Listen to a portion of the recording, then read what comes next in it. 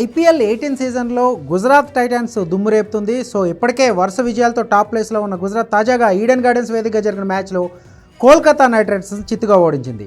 So ఈ మ్యాచ్లో ఒక హై స్కోరింగ్ ఎన్కౌంటర్ జరిగిన ఈ మ్యాచ్లో ఫస్ట్ బ్యాటింగ్ చేసింది గుజరాత్. ఒక అద్భుతమైన ఫామ్లో ఉన్న సాయి సుదర్శన్ కానీ అలాగే శుభ్మన్ గిల్ ఒక విధ్వంసకరమైన బ్యాటింగ్తో ఆకట్టుకున్నారు. సో చివరిలో బట్లర్ కూడా మెరుపులు మెరిపించాడు. సో శుభ్మన్ గిల్ 90 రన్స్ చేశాడు, అలాగే సాయి సుదర్శన్ హాఫ్ సెంచరీ చేశాడు.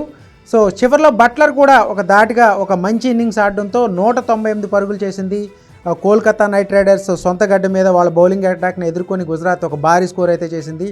కానీ ఏదైతే కొన్ని మిస్ఫీల్డ్స్ అలాగే క్యాచ్లు వదిలేయటం ఇక్కడ గుజరాత్ టైటన్స్ కలిసి వస్తే కోల్కతా నైట్ రైడర్స్కి అదే దెబ్బేసిందని చెప్పుకోవాలి. సో చేజింగ్లో కూడా గుజరాత్కు బౌలర్లు స్టార్టింగ్ నుంచే కూడా కట్టుదిట్టంగా బౌలింగ్ చేశారు. సిరాజ్ కానీ మిగిలిన రషీద్ ఖాన్ కానీ స్పిన్నర్లు సాయి కిషోర్ కానీ ఏదైతే మనకి ఫస్ట్ నుంచి అనుకుంటున్నాం డిఫెండింగ్ ఛాంపియన్గా ఉన్న కోల్కతా ఈ సీజన్లో ఇప్పటివరకు తనదైన మార్క్ అయితే చూపించలేకపోయింది. రీసెంట్గా ఏదైతే 111 పరుగుల టార్గెట్ని కూడా ఛేదించలేని పరిస్థితుల్లో ఇంత భారీ స్కోర్ చేస్తుందా అని చాలామంది ఎక్స్పెక్ట్ చేశారు. కానీ జూ ఉండడంతో కోల్కతా ఈడెన్ గార్డెన్స్లో ఎప్పుడు కూడా జూ ఫ్యాక్టర్ ఉంటుంది. సో మంచు ప్రభావం కారణంగా బాల్ స్కిడ్ అవుతూ ఉంటుంది కాబట్టి ఏదైనా చేజింగ్ అవకాశం ఉంటుందేమో. ఎందుకంటే ఈరోజు మ్యాచ్లో తుది జట్టులు చాలా మార్పులు జరిగాయి. గుర్బాజ్ని తీసుకున్నారు డికాక్ని డ్రాప్ చేసి, అలాగే మనకి రసెల్, రింకు సింగ్, చివరి వరకు మొయిన్ అలీ కానీ రమణ్దీప్ సింగ్ కూడా ఉన్నాడు ఇంపాక్ట్ ప్లేయర్గా. సో డీప్ బ్యాటింగ్ లైనప్ ఉండడంతో 119 రన్స్ స్కోర్ చేసి ప్లే ఆఫ్ అవకాశాల విషయంలో ఒక అడుగు ముందుకేస్తుందేమో అని చెప్పేసి చాలామంది ఎక్స్పెక్ట్ చేసినప్పటికీ కూడా సరైన ఆరంభం అయితే లభించలేదు. గుర్బాజ్ త్వరగా అవుట్ అయిపోయాడు. సో నారాయణ్ కూడా పవర్ ప్లే లోపలే అవుట్ అవ్వడం కాస్త ఇబ్బందికరమైన పరిస్థితి తలెత్తింది. అయితే రహానే ఒక మంచి ఇన్నింగ్స్ ఆడాడు, తన ఫామ్ కొనసాగించాడు. కానీ మిగిలిన బ్యాటర్ల నుంచి ఏదైతే వెంకటేష్ అయ్యారు హైయెస్ట్ బిడ్ వేశారు మెగావెల్లో, అతన్ని దక్కించుకున్నప్పుడు కూడా వెంకటేష్ అయ్యారు ఈ సీజన్లో ఒకే ఒక మ్యాచ్ ఆడాడు. తర్వాత ఒక్క మ్యాచ్లో కూడా మిగిలిన ఏ మ్యాచ్లో కూడా అతను ప్రభావం చూపింది లేదు. సో ఈ మ్యాచ్లో కూడా చాలా సింగిల్స్కే పరిమితం అవుతూ ఒక హిట్టింగ్ అయితే చేయలేకపోయాడు.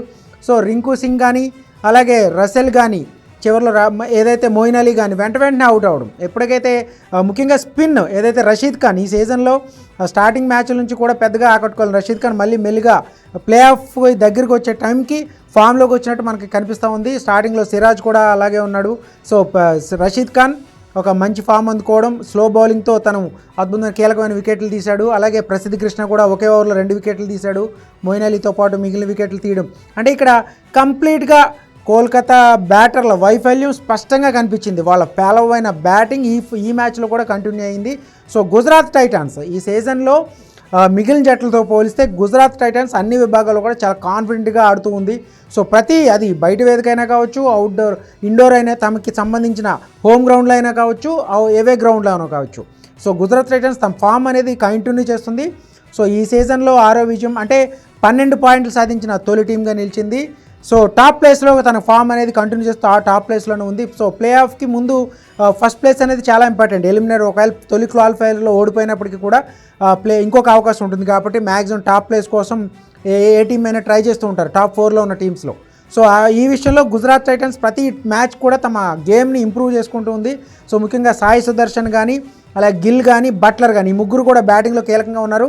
బౌలింగ్లో సిరాజ్, ప్రసిద్ధ్ కృష్ణ, స్పిన్నర్ రషీద్ ఖాన్ కూడా ఫామ్లోకి రావడం ఈరోజు కోల్కతా మీద ఒక మంచి విజయాన్ని అయితే సాధించిందని చెప్పుకోవాలి Gujarat Titans. At the same time ఈ సీజన్లో మరో మ్యాచ్ ఓడిపోవడంతో ఇప్పటివరకు 3 మ్యాచ్లే గెలిచింది, 8 మ్యాచ్లు ఆడి 5వ పరాజయాన్ని ఖాతాలో వేసుకున్న కోల్కతా నైట్ రైడర్స్ డిఫెండింగ్ ఛాంపియన్గా ప్లే ఆఫ్ చేరుతుందా లేదా అనేది వేచి చూడాలి. ఎందుకంటే మిగిలిన 6 మ్యాచ్ల్లో ఖచ్చితంగా గెలవాల్సిన పరిస్థితి నెలకొంది. At the same time run rate కూడా ఇంప్రూవ్ చేసుకోవాల్సిన పరిస్థితి. మొత్తం మీద హోమ్ గ్రౌండ్లో ఏదైతే ఈడెన్ గార్డెన్స్ వేదికగా మరోసారి కోల్కతా నైట్ రైడర్స్ నిరాశపరిచిందనే చెప్పుకోవాలి.